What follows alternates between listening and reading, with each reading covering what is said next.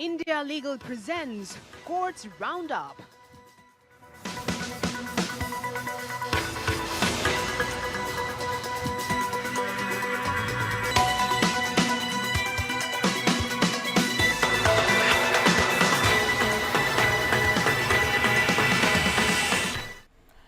नमस्कार बहुत स्वागत है आपका। आप देख रहे हैं कोर्ट्स राउंडअप। मैं हूं आपके साथ नेहा दुबे। इस बुलेटिन में अगले आधे घंटे हम आपको कोर्ट से जुड़ी तमाम छोटी बड़ी खबरों से करवाएंगे रूबरू। कोर्ट की कार्रवाई और सुप्रीम कोर्ट से लेकर हाई कोर्ट्स और लो कोर्ट्स तक के फैसलों को रखेंगे आपके सामने। तो आइए शुरू करते हैं courts roundup. India Legal presents Courts Roundup.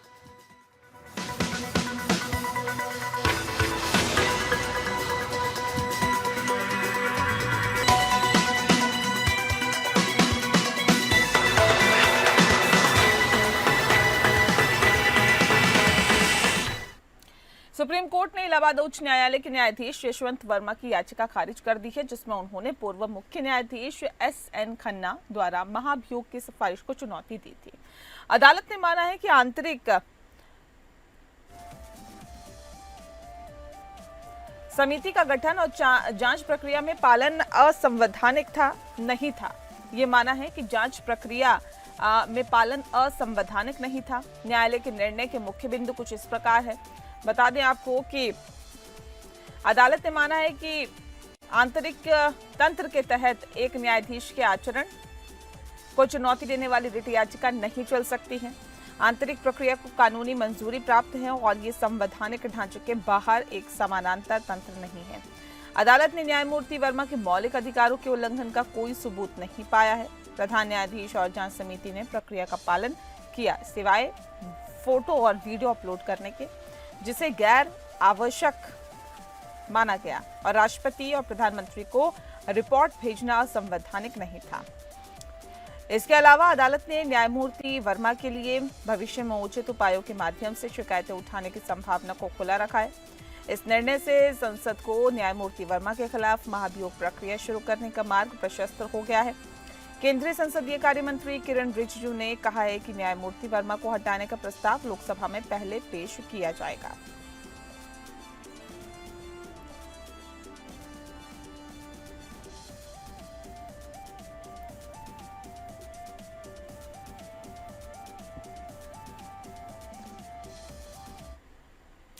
वहीं सुप्रीम कोर्ट इलाहाबाद उच्च न्यायालय के न्यायाधीश प्रशांत कुमार से जुड़े मामले पर फिर सुनवाई करेगा। बता दें कि न्यायालय ने हाल ही में न्यायाधीश कुमार के एक फैसले पर कड़ी टिप्पणी की थी, जिसमें उन्होंने कहा था कि सिविल विवादों में पैसे की वसूली के लिए आपराधिक मुकदमा चलाया जा सकता है। दरअसल एम.एस. शिखर केमिकल्स ने इलाहाबाद उच्च न्यायालय में एक याचिका दायर की थी, जिसमें एक वाणिज्यिक लेन देन से उत्पन्न आपराधिक कार्रवाई को रद्द करने की मांग की गई थी। न्यायाधीश प्रशांत कुमार ने याचिका को खारिज कर दिया था और कहा था कि सिविल मुकदमा चलाने से शिकायतकर्ता को बहुत कठिनाई होगी, इसीलिए आपराधिक मुकदमा चलाना उचित है। सुप्रीम कोर्ट ने उच्च न्यायालय के फैसले को रद्द कर दिया और मामले को एक अलग न्यायाधीश के पास भेज दिया। सुप्रीम कोर्ट ने न्यायाधीश कुमार की आपराधिक मामलों की सुनवाई करने की क्षमता पर भी सवाल उठाया।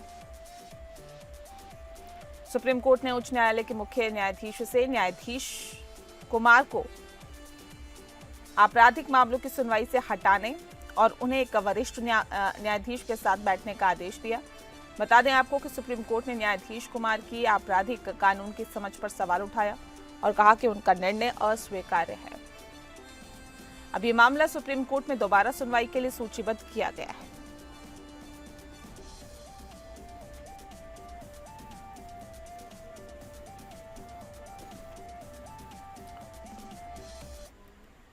अगली खबर का रुख करते हैं। सर्वोच्च न्यायालय ने एक महत्वपूर्ण निर्णय में कहा है कि सोसाइटीज रजिस्ट्रेशन एक्ट के तहत पंजीकृत सोसाइटीज को भी धारा 92 सीपीसी के तहत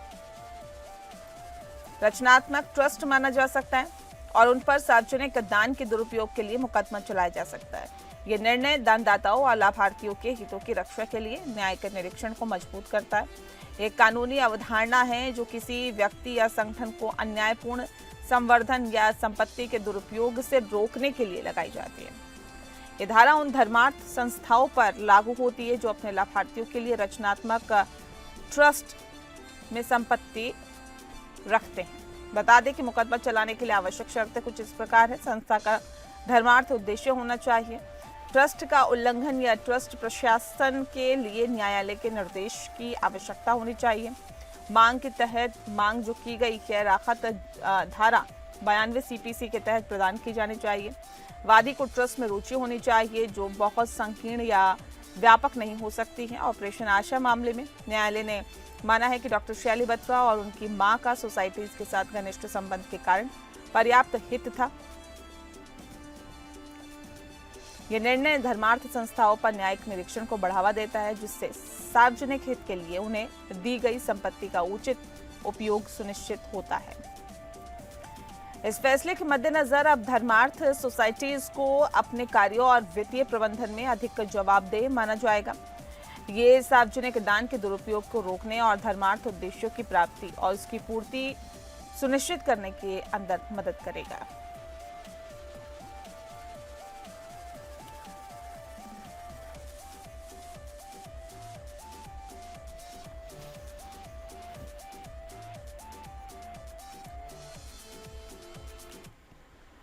वहीं सुप्रीम कोर्ट ने एक महत्वपूर्ण फैसले में कहा है कि माता पिता द्वारा अपने ही बच्चे के खिलाफ की गई यौन हिंसा सबसे गंभीर अपराध है और इसके लिए सबसे कड़ी सजा दी जानी चाहिए। बता दें कि न्यायालय ने एक पिता की पॉक्सो एक्ट के तहत सजा को बरकरार रखते हुए कहा है कि इस तरह के अपराधों में कोई नरमी नहीं बरती जा सकती है। दरअसल एक पिता पर अपनी 13 वर्षीय बेटी के साथ कई बार दुष्कर्म करने का आरोप लगाया गया था। पिता को पॉक्सो एक्ट और भारतीय दंड संहिता की विभिन्न धाराओं के तहत दोषी ठहराया गया था और उसे 20 साल के कठोर कारावास की सजा को सुनाया गया था और फिर पिता ने उच्च न्यायालय में अपील दायर की थी, लेकिन उसकी अपील खारिज कर दी गई थी। सुप्रीम कोर्ट ने पिता की सजा को बरकरार रखते हुए कहा कि इस तरह के अपराधों में कोई नरमी नहीं बरती जा सकती है। न्यायालय ने कहा है कि माता पिता द्वारा अपने ही बच्चों के खिलाफ की गई यौन हिंसा सबसे गंभीर अपराध है और इसके लिए सबसे कड़ी सजा दी जानी चाहिए। न्यायालय ने कहा कि पीड़िता को न्याय दिलाने के लिए यह आवश्यक है कि दोषी को कड़ी सजा दी जाए। न्यायालय ने कहा है कि पॉक्सो एक्ट का उद्देश्य बच्चों को यौन शोषण से बचाना है और इस तरह के अपराधों में कड़ी सजा का प्रावधान है। न्यायालय ने कहा है कि न्यायालय की जिम्मेदारी है कि वह पीड़िता को न्याय दिलाए और दोषी को कड़ी सजा दे। न्यायालय ने यह भी कहा है कि समाज में यौन शोषण के प्रति जागरूकता बढ़ाने की आवश्यकता है और इस तरह के अपराधों को रोकने के लिए कड़े कदम उठाने होंगे।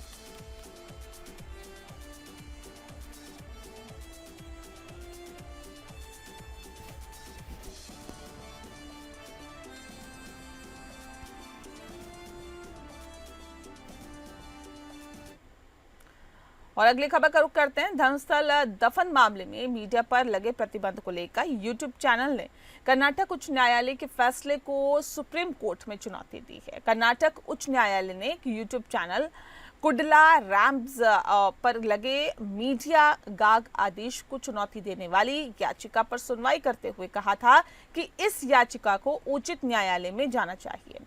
धर्मस्थल के श्री मंजुनाथ स्वामी मंदिर में बड़े पैमाने पर दफनाने के आरोपों के बाद एक यूट्यूब चैनल ने मंदिर प्रबंधन परिवार के खिलाफ कथित अपमानजनक सामग्री प्रकाशित करने पर रोक लगाने वाले ट्रायल कोर्ट के अंतरिम आदेश को चुनौती दी थी। ट्रायल कोर्ट ने अपने आदेश में मीडिया प्लेटफॉर्म्स को मंदिर, उनके प्रबंधन परिवार और संबंधित संस्थानों के खिलाफ अपमानजनक सामग्री प्रकाशित करने से रोक दिया था। कर्नाटक उच्च न्यायालय ने यूट्यूब चैनल की याचिका पर सुनवाई करते हुए कहा कि ट्रायल कोर्ट का आदेश बहुत व्यापक है और ये सार्वजनिक हित पत्रकारिता पर इलिंग इफेक्ट डालता है। हालांकि न्यायालय ने यह भी कहा है कि ट्रायल कोर्ट के आदेश को चुनौती देने के लिए उचित न्यायालय में जाना चाहिए। धर्मस्थल मंदिर के सचिव हर्षेंद्र कुमार डी ने सुप्रीम कोर्ट में एक एसएलपी दायर कर उच्च न्यायालय के आदेश को चुनौती दी है। उन्होंने आरोप लगाया है कि लगभग 8000 यूट्यूब चैनल मंदिर के खिलाफ अपमानजनक सामग्री प्रसारित कर रहे हैं। सुप्रीम कोर्ट कल इस मामले की सुनवाई करेगा।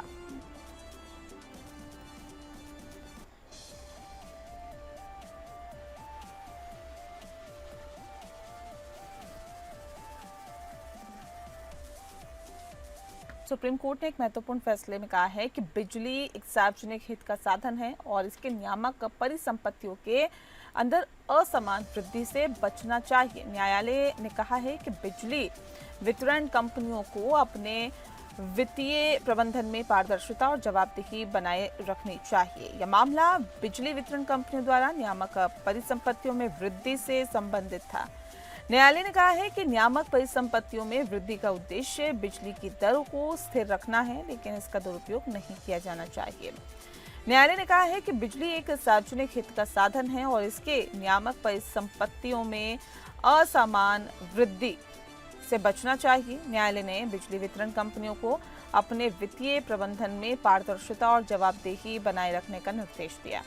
न्यायालय ने कहा है कि बिजली एक सार्वजनिक हित का साधन है और इसके नियामक परिसंपत्तियों में असमान वृद्धि से बचना चाहिए। न्यायालय ने बिजली वितरण कंपनियों को अपने वित्तीय प्रबंधन में पारदर्शिता और जवाबदेही बनाए रखने का निर्देश दिया है।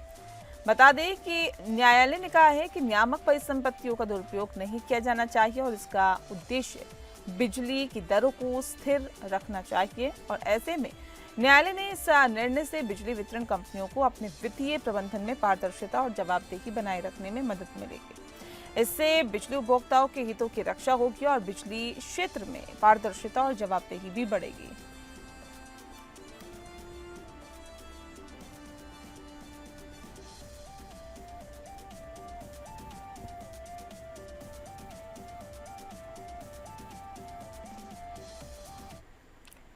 वहीं सुप्रीम कोर्ट ने एक महत्वपूर्ण टिप्पणी में कहा है कि प्रवर्तन निदेशालय या ईडी को कानून के दायरे में रहकर काम करना चाहिए और किसी अपराधी की तरह व्यवहार बिल्कुल नहीं करना चाहिए। बता दें कि न्यायालय ने कहा है कि ईडी की कार्रवाई में पारदर्शिता और निष्पक्षता होनी चाहिए। न्यायालय ने कहा है कि ईडी को कानून के दायरे में रहकर काम करना चाहिए और किसी अपराधी की तरह व्यवहार नहीं करना चाहिए। ईडी की कार्रवाई में पारदर्शिता के साथ ही ये कार्रवाई होनी चाहिए। न्यायालय ने एक मामले की सुनवाई करते हुए ईडी की कार्रवाई पर सवाल उठाए और कहा कि ईडी को अपने अधिकारों का दुरुपयोग नहीं करना चाहिए। न्यायालय ने कहा है कि ईडी की कार्रवाई में पारदर्शिता और निष्पक्षता होनी चाहिए। न्यायालय ने कहा कि ईडी की कार्रवाई में पारदर्शिता और निष्पक्षता की बहुत जरूरत है, क्योंकि न्यायालय ने यह भी कहा है कि ईडी को कानून के दायरे में रहकर काम करना चाहिए। न्यायालय ने कहा है कि ईडी के मामलों में कम सजा दर एक चिंता का विषय है। न्यायालय ने इस फैसले से ईडी को अपने अधिकारों का दुरुपयोग नहीं करने और पारदर्शिता और निष्पक्षता के साथ काम करने में मदद मिलेगी। इससे न्यायपालिका और ईडी के बीच बेहतर समन्वय स्थापित होगा और नागरिकों के अधिकारों की रक्षा होगी। न्यायमूर्ति सूर्यकांत, न्यायमूर्ति उज्जवल भुइयां और न्यायमूर्ति एनके सिंह की पीठ विजय मदन लाल चौधरी मामले में 2022 के फैसले के खिलाफ पुनरीक्षण याचिकाओं पर सुनवाई कर रही थी। बता दें आपको कि याचिका में सुनवाई के दौरान ही अतिरिक्त सॉलिसिटर जनरल एसवी राजू ने कहा कि आरोपी को ईसीआईआर की प्रति देना अनिवार्य नहीं है। एएसजी ने आगे कहा कि जांचकर्ता इसलिए बाधित होते हैं क्योंकि मुख्य आरोपी केमैन द्वीप जैसे स्थानों पर भाग जाते हैं और जांच में एक बाधा आकर रुक जाती है। दरअसल पीठ ने एएसजी द्वारा उठाए गए प्रारंभिक आपत्तियों पर सुनवाई की, जिन्होंने तर्क दिया कि पुनरीक्षण याचिकाएं विष बदलकर अपील है। उन्होंने तर्क दिया है कि याचिकाकर्ता विजय मदन लाल चौधरी के फैसले को फिर से लिखने का प्रयास कर रहे हैं। एक फैसले की अलग व्याख्या या दृष्टिकोण रिकॉर्ड पर स्पष्ट त्रुटि नहीं हो सकती है जो पुनरीक्षण की मांग के लिए पर्याप्त हो। एएसजी ने यह भी जोर दिया है कि सुप्रीम कोर्ट ने पुनरीक्षण याचिकाओं पर 2 सहमति बिंदुओं पर नोटिस जारी किया था। एएसजी ने कहा है कि आरोपी को ईसीआईआर की प्रति देना अनिवार्य नहीं है।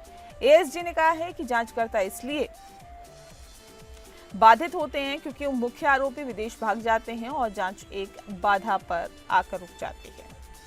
एएसजी ने तर्क दिया है कि पुनरीक्षण याचिकाएं विष बदल कर अपील है। एएसजी ने तर्क दिया है कि ऐसे फैसले की अलग से व्याख्या या दृष्टिकोण रिकॉर्ड पर स्पष्ट त्रुटि नहीं हो सकती है जो पुनरीक्षण की मांग के लिए पर्याप्त हो। सुप्रीम कोर्ट ने पुनरीक्षण याचिकाओं पर 2 समिति बिंदुओं पर नोटिस जारी किया था।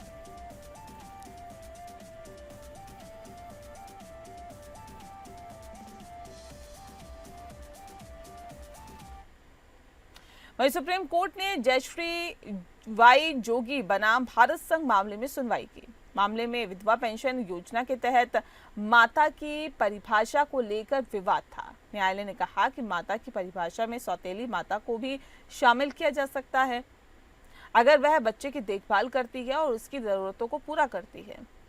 एक महिला ने अपने पति की मृत्यु के बाद पेंशन का दावा किया, लेकिन उसे ये कहते हुए खारिज कर दिया गया कि वह सौतेली माता है और योजना के तहत केवल जैविक माता ही पेंशन के लिए पात्र है।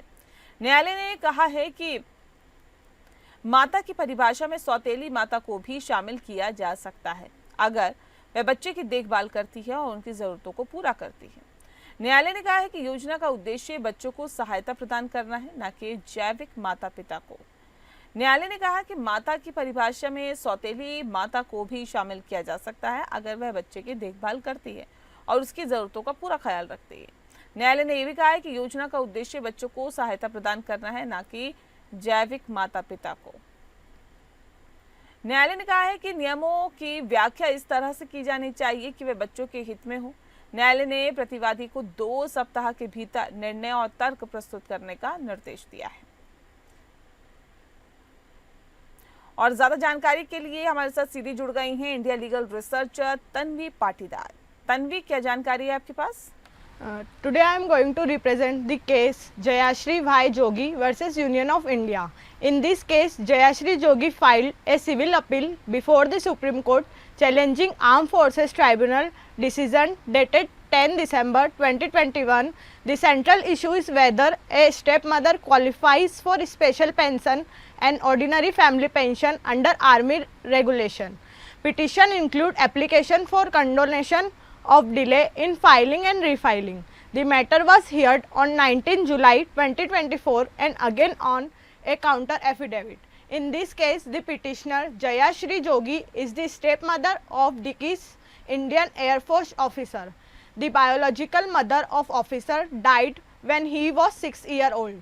Jayashri raised him thereafter. The officer died in 2008 due to aluminum phosphide poisoning.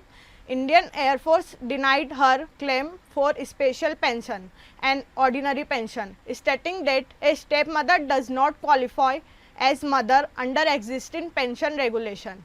The Armed Forces Tribunal also rejected her claim, citing income limits and her stepmother status.